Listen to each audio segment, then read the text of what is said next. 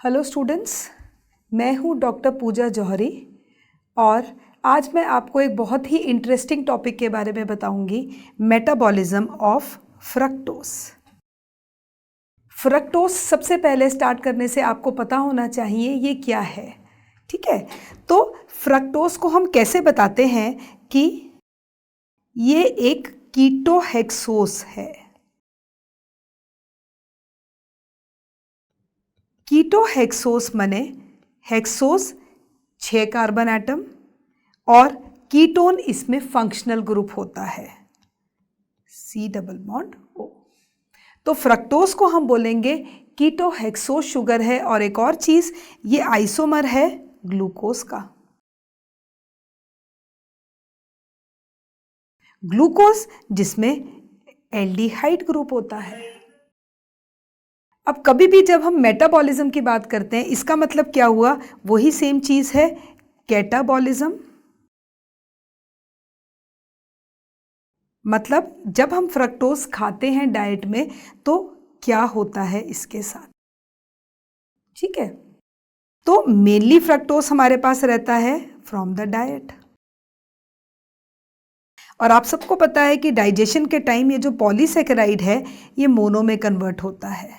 और मोनो में सबसे इंपॉर्टेंट है ग्लूकोज और फ्रक्टोज। अब मैंने अपने वीडियो में एक और चीज़ बताई थी आपको कि ग्लूकोज की ट्रांसपोर्ट कैसे होती है, ठीक है। उसी में मैंने बताया था कि फ्रक्टोज की ट्रांसपोर्ट कैसे होती है। फ्रक्टोज की ट्रांसपोर्ट होती है इन अ फैसिलिटेटिव मोड, मतलब कैरियर मीडिएटेड।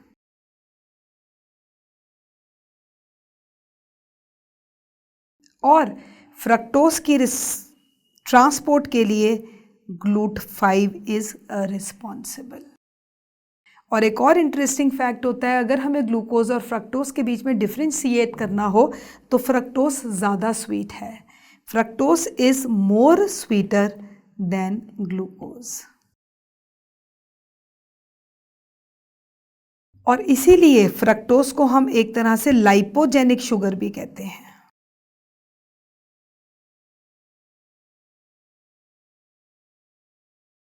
ठीक है। और फ्रक्टोज हनी में भी पाया गया है क्योंकि ज़्यादा स्वीट होता है। जितने भी सिरप्स हमें मिलते हैं, कफ सिरप्स होते हैं, उसमें फ्रक्टोज एक मेजर इंग्रेडिएंट होता है, कंपोनेंट होता है उसको एक मिठास देने के लिए, ठीक है।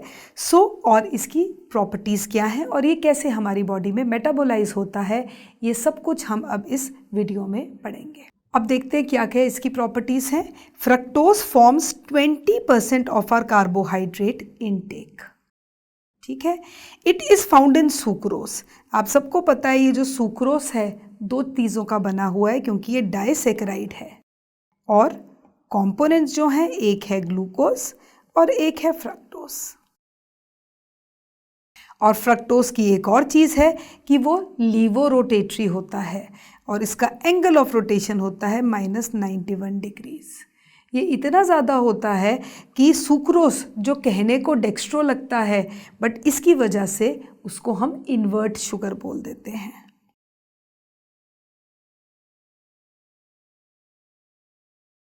ठीक है। फिर हम जाते हैं दूसरे पॉइंट पे।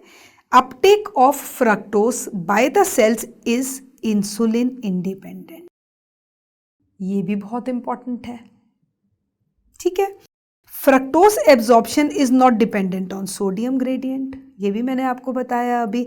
इसमें सिंपल GLUT5 होता है जो रिस्पॉन्सिबल है फ्रक्टोज को सेल्स तक पहुंचाने में। Fructose enters the bloodstream along with glucose and galactose by GLUT2 and mainly by GLUT5 transporter, right? And fructose uptake by the cells is low also. अब जैसे ही फ्रक्टोज सेल के अंदर आया, इस पे क्या होगा, सेम वही चीज़ है जैसे ग्लूकोज है सॉल्युबल है वाटर में, फ्रक्टोज भी सॉल्युबल है। तो फ्रक्टोज में सबसे पहला रिएक्शन हो जाएगा फॉस्फोराइलेशन। और रीजन क्या होता है फॉस्फोराइलेशन का, कि फ्रक्टोज पीछे ना जा पाए, सर्कुलेशन में ना जा पाए। तो फॉस्फोराइलेशन के लिए इसके लिए एक बहुत ही स्पेसिफिक एंजाइम है जिसको हम बोलते हैं फ्रक्टोकाइनेस। अब देखिए इसमें डिफरेंस है। फ्रक्टोकाइनेस एक होता है हेक्सोकाइनेस। हेक्सोकाइनेस क्या करता है, अगर ग्लूकोज को ग्लूकोज 6 फॉस्फेट में कन्वर्ट कर रहा है तो ये क्या कर रहा है, ये 6 कार्बन या वो शुगर जिसमें 6 कार्बन एटम है उसको फॉस्फोराइलेट करेगा। इसमें जो प्रोडक्ट बनता है वो ग्लूकोज 6 फॉस्फेट बनता है। ठीक है, एक हेक्सोकाइनेस है, एक ग्लूकोकाइनेस है, बट प्रोडक्ट इनमें सेम है। प्रोडक्ट क्या है, ग्लूकोज 6 फॉस्फेट। बट अगर हम फ्रक्टोकाइनेस का देखें तो फ्रक्टोकाइनेस से फ्रक्टोस बनाता है फ्रक्टोस 1 फॉस्फेट, क्योंकि एंजाइम यहां पे है फ्रक्टोकाइनेस और एटीपी इसको फॉस्फेट देगा। तो डिफरेंस क्या है फ्रक्टोकाइनेस और हेक्सोकाइनेस में, कि fructokinase is actually specific for fructose.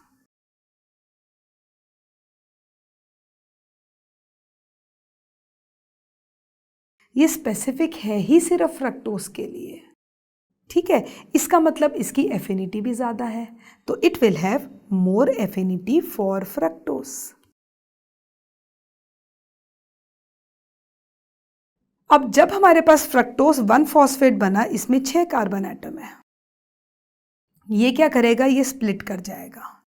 6 carbon atom 3-3 में स्प्लिट करेंगे। बनेगा क्या, यहां पे हमारा बन जाएगा ग्लिसरल एल्डिहाइड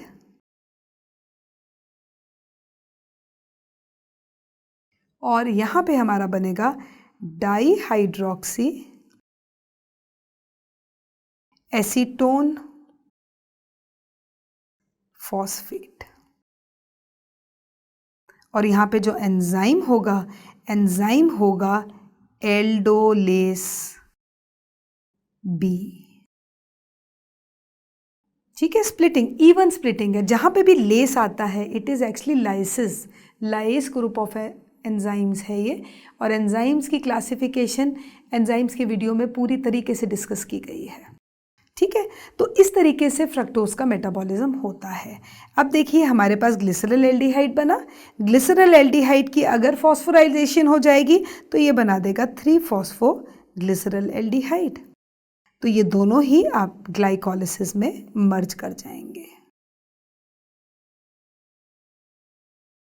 तो बेसिकली कहने का मतलब ये है कि फ्रक्टोस अगर हमारा एब्जॉर्ब्ड हो रहा है तो एब्जॉर्प्शन के बाद ये सबसे पहले फॉस्फोराइलेट होगा, फिर ये स्प्लिट कर जाएगा और स्प्लिट करके ये बनाएगा ग्लिसरल एल्डिहाइड और डाईहाइड्रोक्सी एसीटोन फॉस्फेट।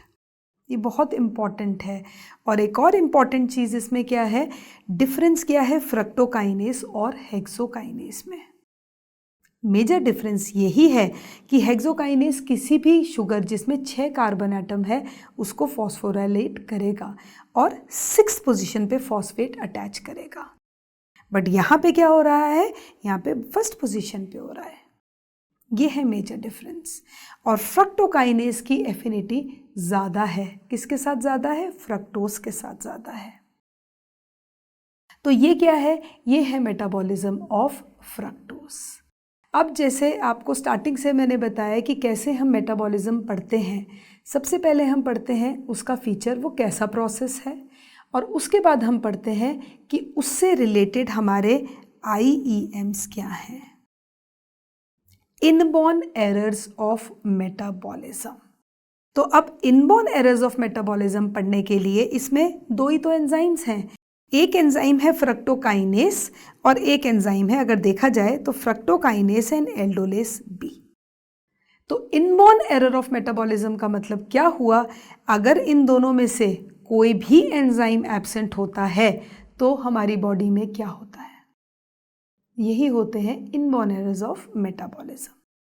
ठीक है, तो फ्रक्टोकाइनेस अगर एब्सेंट है या एल्डोलेस बी अगर एब्सेंट है, ये दोनों एंजाइम्स हैं, तो सबसे पहले हम देखते हैं अगर ये एब्सेंट है तो क्या होगा, फ्रक्टोज का कंसंट्रेशन बढ़ जाएगा, ठीक है ना, क्योंकि ये रिएक्शन ब्लॉक हो जाएगा।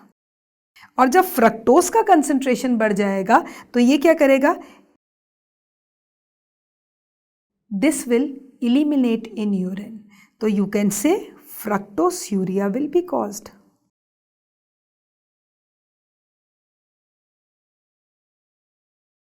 Elimination of fructose in urine, क्यों, क्योंकि फ्रक्टोकाइनेस इज एब्सेंट। और दूसरा ये जो एल्डोलेस बी है, अगर ये एल्डोलेस बी एब्सेंट हो गया तो भी फ्रक्टोज का कंसंट्रेशन बढ़ जाएगा, और इसको हम क्या बोलेंगे, इस बीमारी को बोलते हैं हेरिडिटरी फ्रक्टोज इनटॉलरेंस।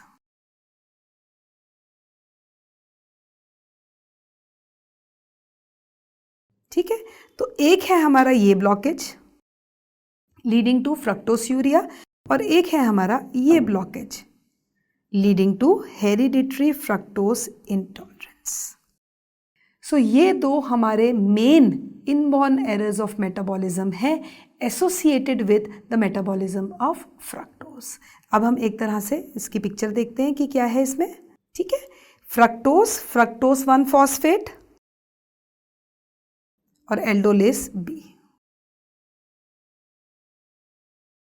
अब एक और चीज इसमें बहुत इंपॉर्टेंट है, वो ये है कि ये जो फ्रक्टोज है अगर इसका कंसंट्रेशन बढ़ गया तो आपको भी पता है ये जो फ्रक्टोज है ये सॉर्बिटॉल में भी कन्वर्ट होता है।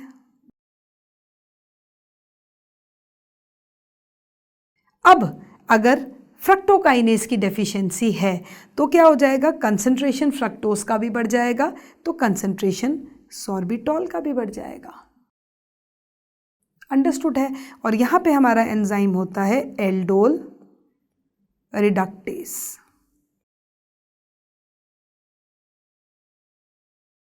अब अगर सॉर्बिटॉल का कंसंट्रेशन बढ़ जाता है तो ये क्या करता है, ये एक तरह से ना हमारी आई में होता क्या है कि ये क्रॉस नहीं कर पाता आई मेम्ब्रेन, कंसंट्रेशन बढ़ता जाएगा तो उससे हमारा ऑक्यूलर प्रेशर बढ़ जाता है,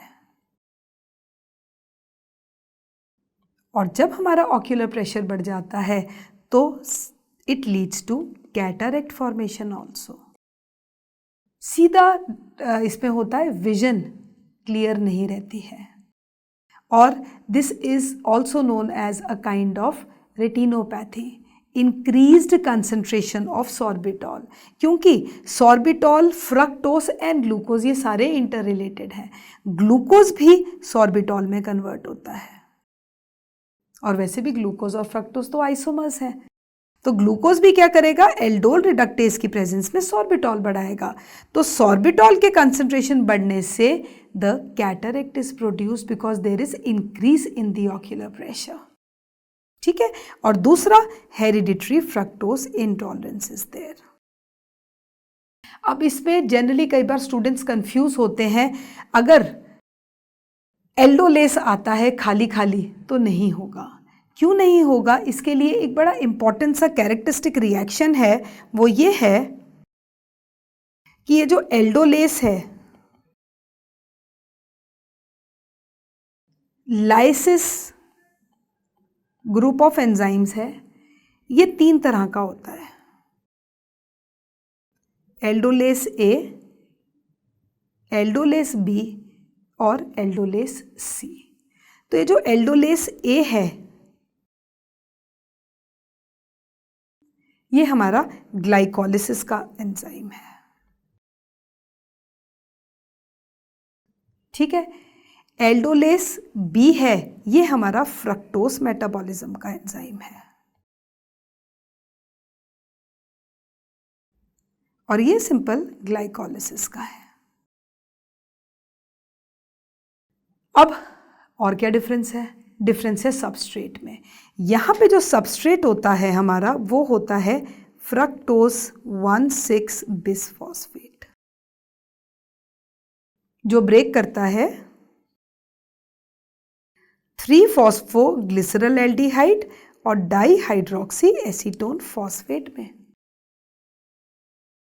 यहां पे जो सबस्ट्रेट है, यहां पे जो सबस्ट्रेट होता है वो सिंपल फ्रक्टोज 1 फॉस्फेट है, जो आपने अभी देखा, जो क्या बनाता है सिंपल ग्लिसरल एल्डिहाइड और डाईहाइड्रोक्सी एसीटोन फॉस्फेट, क्योंकि एक ही फॉस्फेट है। और यहां पे सबस्ट्रेट वही होता है जो फर्स्ट में है। और तीसरा इंपॉर्टेंट डिफरेंस क्या है कि ये 1, 2, तीसरा डिफरेंस है ग्लाइकोलिसिस हर जगह हो रहा है, तो इट इज प्रेजेंट एवरीवेयर, जहां जहां पे हो रहा है। ये इंपॉर्टेंट रोल प्ले करता है लिवर में, सबसे इंपॉर्टेंट रोल प्ले करता है, and it also plays a role in the intestines also. और ग्लाइकोलिसिस ये वाला it occurs in the brain. और अभी आपने देखा सिर्फ एल्डोलेस बी से होती है हेरिडिटरी फ्रक्टोज इनटॉलरेंस। अब हम अगर इसी के बारे में पढ़े तो simple, it is autosomal recessive in action. ज़्यादातर जितने भी डिजीजेस हैं उनका बेसिस यही होता है कि ऑटोजोमल रिसेसिव हैं, और initially the person suffering from hereditary fructose intolerance is asymptomatic, but अगर उसको कोई भी मीठी चीज़ खाने को दी जाती है या फ्रूट जूस दिया जाता है तो इसका डायरेक्ट असर पड़ता है उसके लिवर पे, क्योंकि वो फ्रक्टोज डाइजेस्ट नहीं कर सकता है। ठीक है, और यही चीज़ इसमें लिखी हुई है, राइट। अब एक और चीज़ इसमें आती है कि फ्रक्टोज, एक तो ये मेथड हो गया, दूसरा fructose gives energy to the sperms also. It is the preferred fuel for sperms. और ये जो पाथवे होता है इसको हम पॉलीऑल पाथवे बोलते हैं। Polyol pathway is actually giving energy to the sperms. So glucose converted to fructose which is secreted in the semen by this pathway. फिर से इसमें sorbitol is the major product which is produced.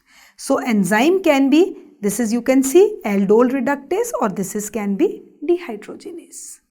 अब देखो aldol reductase का मतलब ही क्या हुआ, Eldhose sugar जिसकी रिडक्शन हो रही है, एंड रिडक्शन हो रही है, यू नो, अगर कभी भी एल्डिहाइड की रिडक्शन होती है तो वो क्या बनाता है, वो एल्कोहल बनाता है, and that is what exactly happens here. ठीक है, सो ये है मेटाबॉलिज्म फ्रक्टोज का, राइट। फिर देखिए aldol reductase is present in the islands, retina, renal glomeruli, placenta, but not in the liver. इसका सबसे इंपॉर्टेंट रोल कहां पे है, इसका सबसे इंपॉर्टेंट रोल है in the eyes, right. And the activity of aldol reductase markedly increases in diabetes. यही reaction मैंने आपको अभी बताया है, ठीक है, leading to increase concentration of sorbitol.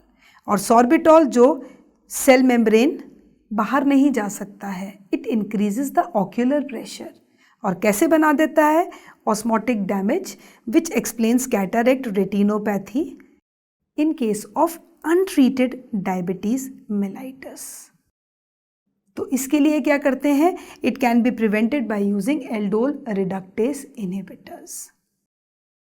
सो ये क्या है, ये है मेटाबॉलिज्म ऑफ फ्रक्टोज। तो मैं एक सिंपल स्ट्रेट फॉरवर्ड उसमें समराइज कर सकती हूं। Fructose, two inborn errors of metabolism. One is fructosuria, right? Deficient enzyme is fructokinase. ठीक है, दूसरा hereditary fructose intolerance. Deficient enzyme is aldolase, और इसमें सबसे important is the person is initially asymptomatic, but the condition worsens, it increases when juice is given. In fact, fruit juice is given. Right? So, ये है metabolism fructose का। और यहाँ पे you can से एक और चीज़ इसमें होती है, it can also interfere with glycogen phosphorylase enzyme also. So उससे क्या हो जाता है, इससे hypoglycemia also occurs.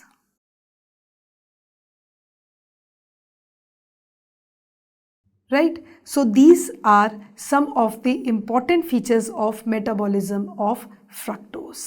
And this is all about the metabolism of fructose. So I hope it is clear to all of you.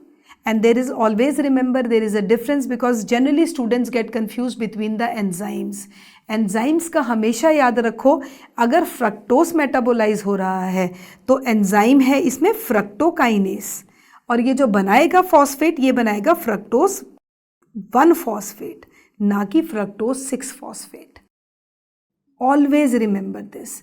और glucose की अगर phosphorylation होती है तो आपने देखा है पहले ग्लूकोज 6 फॉस्फेट बनता है, बाद में ग्लूकोज 1 फॉस्फेट बनता है 6 फॉस्फेट से।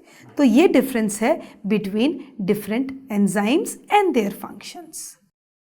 सो आई होप ये फ्रक्टोस मेटाबॉलिज्म आपको क्लियर हो गया होगा और इसके इनबॉर्न एरर्स ऑफ मेटाबॉलिज्म भी क्लियर हो गए होंगे। इसके बाद हम एक अलग से सेशन रखेंगे जिसमें I will be discussing case histories. तो उसमें हम ये डिस्कस करेंगे कि कौन सा एंजाइम अगर एब्सेंट होता है तो उससे क्या होता है। Thank you so much.